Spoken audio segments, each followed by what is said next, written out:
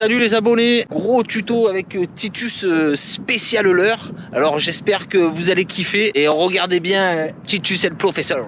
Salut les abonnés, alors, bienvenue sur Fantasy Pêche. Bon, on va faire un tuto parce qu'on a eu pas mal de questions au niveau de nos abonnés sur l'équipement à avoir au niveau du leurre, parce que les trois quarts du temps ils étaient embêtés, ils n'avaient pas ce qu'il fallait ou il manquait quelque chose.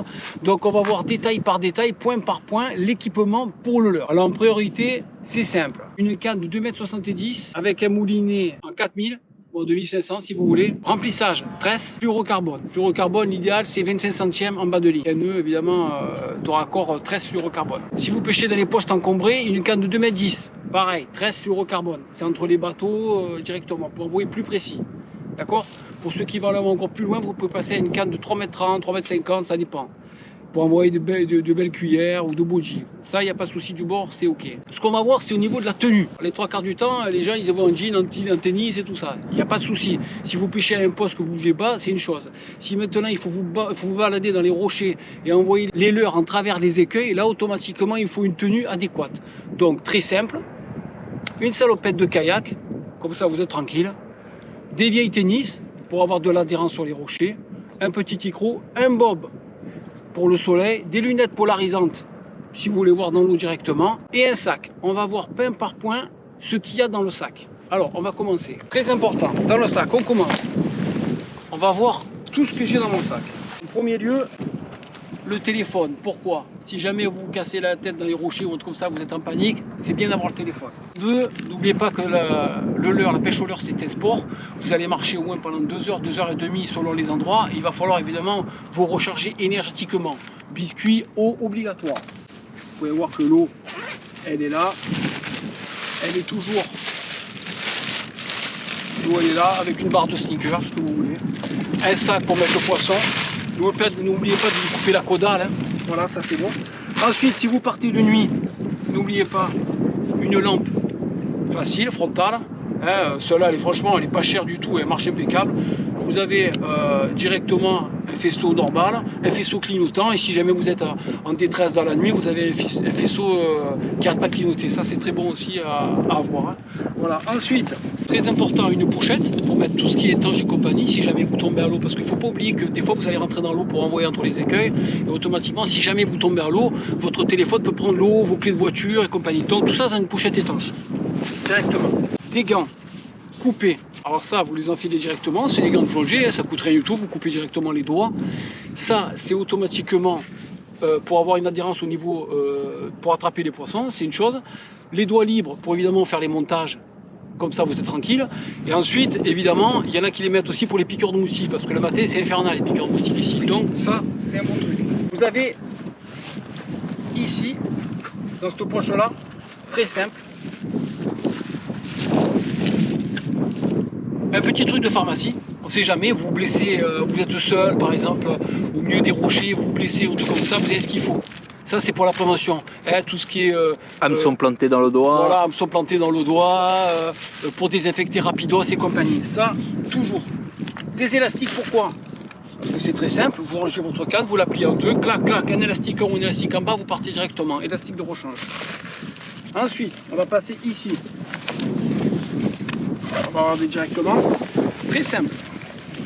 Bas de ligne en 25 centièmes et bas de ligne en 30 centièmes. Pourquoi? 25 centièmes quand l'eau est claire ou de nuit. 30 centièmes dès que la mer bouge. Voilà, il ne faut pas oublier que bon, quand la mer bouge, quand vous envoyez du très fin, ça peut s'en mêler, alors que déjà du plus rigide, déjà ça s'en mêle beaucoup moins. Et au niveau, évidemment, s'il va falloir brider le poisson pour le sortir des écueils, pour le ramener dans la mer agitée, il va céder du courant pour partir. Donc, du 30 centièmes, 35 centièmes fera l'affaire. Évidemment, si maintenant vous pêchez le barracuda ou des poissons qui sont assez solides, vous avez toujours, je vous file une combine qui est pas mal du tout, c'est de mettre en bas de ligne, vous savez, dans un stylo à billes, vous récupérez le plastique et vous le mettez juste avant l'amérillon. Comme ça, si jamais il mord le fil, il ne pourra pas casser le fil. Ça, c'est des comites qui sont pas mal sur le barra. Mais bon, avec des leurres aussi costauds que les tigres minots qui pêchent beaucoup avec le barracuda, les leurres c'est assez solide. Chez tigres minots, de 3 quarts du temps, vous ne décrochez pas. C'est important, un truc très simple. Vous avez des impressionnettes de soleil, hop, vous mettez un coup sur les lunettes. Ensuite, bobine de rechange. Pourquoi bobine de rechange? Vous allez pêcher, d'un coup il y a une perruque, le vent il vous a pris. Vous pouvez plus pêcher, c'est terminé, vous n'allez pas rentrer à la maison. Donc ce que vous faites, une bobine de rechange. Hop, vous enlevez directement la vis, vous remettez directement le tambour, vous resserrez et c'est reparti pour une pêche. Tout ça, il faut l'avoir à chaque fois de recharge. Ensuite, très facile, le salabre. N'oubliez pas le salabre. Alors pour les gens qui pêchent à poste, un salabre ballon assez gros, on ne sait jamais, vous pouvez faire un bolou ou un truc comme ça. C'est les salabres que vous savez, ce qu'on appelle un ballon de basket. Voilà, il est assez grand parce que le triangle, quand il est gros, c'est un peu. Quand le poisson est assez gros, c'est un peu difficile. Toujours un salabre de ballon assez grand. Ça, c'est quand vous pêchez à poste, comme ici par exemple. Vous voyez, si maintenant vous pêchez dans des endroits comme des écueils et compagnie, prenez un salabre télescopique triangle. Là, vous ouvrez de loin, vous pouvez le sortir directement. Ça, c'est la première des choses. Ensuite, on va passer directement à la trousse de leurre. Il faut qu'il soit accessible à craft. Une boîte au leurre souple, une boîte au leurre dur. Leurre dur, leurre flottant, leurre suspending, leurre coulant, lipless qu'on appelle, et directement des crankbaits, ceux qui vont carrément au fond. Dedans, des petits jigs si vous avez des chasses qui sont assez loin. Après, ce qu'on fera, on va voir dans d'autres tutos quelle heure, comment on pêche avec quelle heure, par quel temps. N'oubliez pas le tuto qu'on a fait sur la météo, très important. On a fait un tuto sur la météo qui parlait de les conditions optimales pour pêcher au leurre. Évidemment, mer froide, vous allez traquer en bas. Mer chaude, vous allez traquer en haut. On l'a vu dans le précédent tuto. Pensez regarder le tuto sur la météo et les conditions optimales pour pêcher au leurre. Voilà. Tout ça doit être apporté. Il faut que vous soyez ultra léger. Et regardez bien, n'oubliez pas aussi des émerillons. Tout ce qui est bas de ligne, émerillons de côté. Très important. Après, ce que vous faites, vous n'entrez pas directement. Vous prenez votre sac directement. Vous mettez tout dedans. Évidemment dans les compartiments, hein, je ne vais pas vous faire attendre. Voilà. Alors évidemment la pouche, la nourriture ici, les bas de ligne ici, vous faites ce que vous voulez, le poisson ici. Et après c'est très simple, un sac à bandoulière, directement, ici,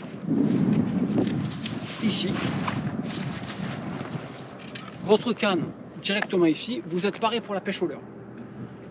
Par contre, une dernière chose, si jamais vous êtes seul, n'oubliez surtout pas le salabre. Parce que moi j'ai fait des décrochés sur des gros loups, j'avais oublié le salabre à la maison, automatiquement n'oubliez pas le salabre. Pensez, parce que quand vous allez sortir des beaux loups, ça arrive de temps en temps en Méditerranée, je ne vous cache pas, vous êtes tout seul, c'est très difficile à faire venir un loup. Il va vouloir reculer, vous le faire venir, c'est très dur. Donc attention, prenez à chaque fois le salabre et la lampe quand vous allez de nuit, très important. Et l'idéal, je dis bien l'idéal, c'est d'aller à deux. Pourquoi? Parce que vous allez changer de leurre, interverser le leurre. Si jamais votre collègue il tape avec un leurre différent du vôtre, vous adaptez, vous mettez le même leurre que lui, et vice versa.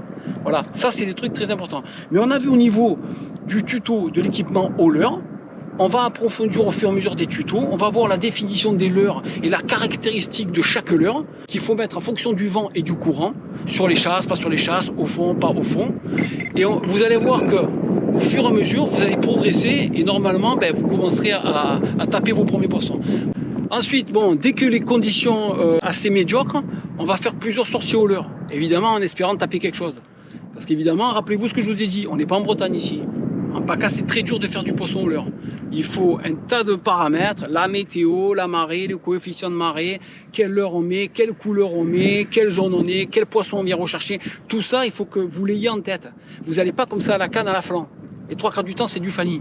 Donc, automatiquement, on va faire des tutos, on va essayer de faire du poisson directement au leurre. Comme ça, vous verrez directement comment on évolue directement entre les écueils, en marchant sur les rochers, en envoyant en fonction du courant. Voilà, j'espère que ce tuto va vous aider, les abonnés. Je vous dis au prochain tuto. Et j'espère que vous allez kiffer. Enchaîné, en pêche au leurre, dans les rochers, je pêche dans les cubes pour être masqué. Je traque le loup toute la journée, mon objectif c'est de leurrer. Rampe argenté, il est rusé, il me rend fou, je donne calmer. Je suis sous caché, sous un tarap, je le prénomme Missir Labrax. Sur mon kayak, je suis le roi, canne en batterie, juste